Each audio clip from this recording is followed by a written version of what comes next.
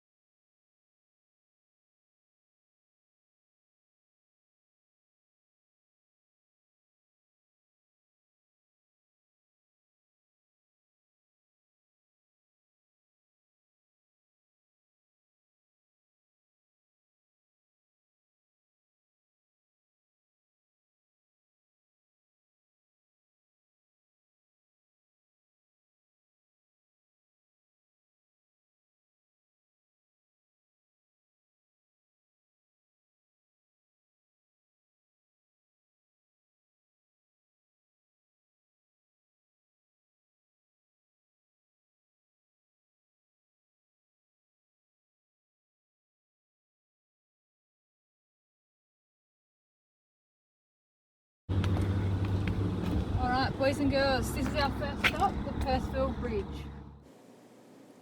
The Perthville Bridge has not always been located here. There was a brick bridge that used to cross the Vale Creek opposite Hen and Chicken Lane. It was destroyed by flood in 1859, so a new timber bridge was built over the Vale Creek in the same place it is now, which is at the end of Bridge Street. A new steel bridge was built in 1869. It spans 90 feet, or 27.5 metres, and has sandstone supports on each end. It was rebuilt in this location as the Hen and Chickens Inn was no longer the centre of the village. As the surrounding areas grew, more traffic was coming through Perthville from the lagoon and Rockley, so it was more convenient for it to be located here. Many years later, a pedestrian bridge was added so that members of the village could walk to the store or the Bridge Hotel. Let's keep going!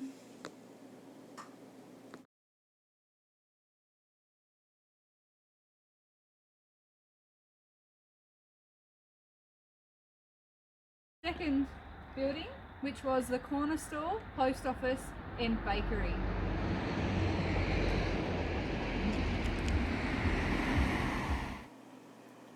When Lynn Giles returned from the First World War, jobs for returned servicemen were hard to find, so he borrowed some money and built a custom-designed shop, post office, bakery and residence on the corner of the Vale Road and Bridge Street, opposite the Bridge Hotel. The business was very successful. There was rivalry with Paddy O'Farrell, who ran another store further up along the Vale Road, closer to the railway crossing. Paddy O'Farrell had the advantage that he sold newspapers, but Lynn Giles's post office and bakery was a bigger advantage. Lynn Giles sold his shop and it continued to do well for the next 30 years. Paddy O'Farrell sold his shop and the owner did some improvements to the premises to be able to sell milkshakes and soft drinks. He even had a neon sign out the front, a first for Perthville. This was only made possible by the installation of electricity in 1938. Fun fact, for many years there were only 2 streetlights in Perthville, one on the corner outside the Bridge Hotel and the other on the corner near the convent, which is up near the school.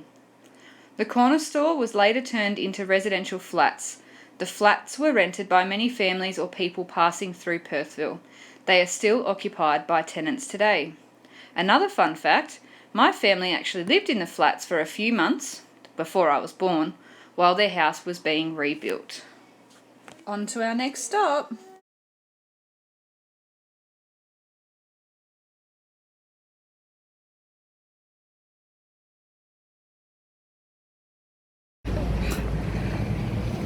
Alright, our third stop is the Bridge Hotel. The Bridge Hotel was built by John Edwards on the corner of the Vale Road and Bridge Street in 1873. It was built out of blue stone, or basalt, with a veranda on 2 sides. John Edwards was quick to realise that this was a great location for a hotel after the new bridge was built and all the traffic heading to Bathurst would have to pass by. As well as this, the railway was on its way to Perthville, which would mean there would be thirsty farmers who had travelled from the lagoon and Rockley to load their wool, livestock, hay, bagged wheat, cauliflowers and other farm produce onto the train at Perthville. A very smart move by John Edwards. Over time, there has been many changes made to the hotel. The most recent was when the local owner at the time added an extension to the rear. This provided a covered outdoor area, updated toilet facilities and storage for the hotel. Something to wonder about. John Edwards built the Bridge Hotel using bluestone basalt. There are 2 other buildings in Perthville that are made from the same stone. I wonder who built the other 2 buildings. Alright, let's go to our last stop.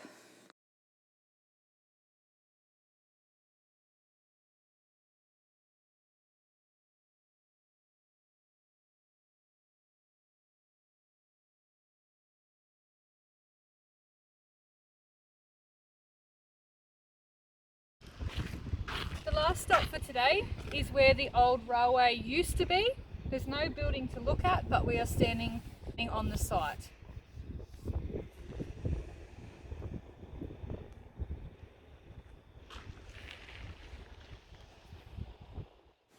The railway came to Perth in 1876 and it soon became the major goods yard for the district. The train service was used to supply the village and surrounding areas with resources like food, building and farming supplies, and school resources. The train was also commonly used to transport passengers to and from Bathurst to attend school, work, or for shopping, until a bus service was introduced in 1937.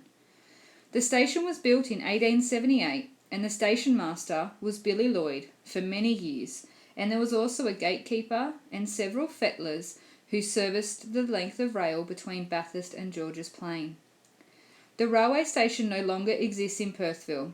Goods and service trains still use the railway line, but they no longer stop in Perthville. The Perthville Fire Station is now located where the railway station was. Fun fact, my nan used to ride the train to school from Wimbledon to Bathurst train station. She would have to run up the hill to Bathurst High School and was always late for class. She would then have to leave school early to run all the way back down to the station in time to catch the train home. Thank you for joining me for part 2 of our virtual excursion. Don't forget to use your booklet again. There's some really cool pictures of the old railway building since there's nothing left to look at.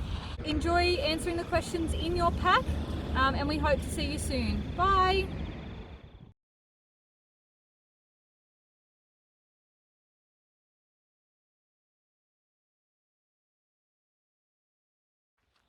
A quick stop to our second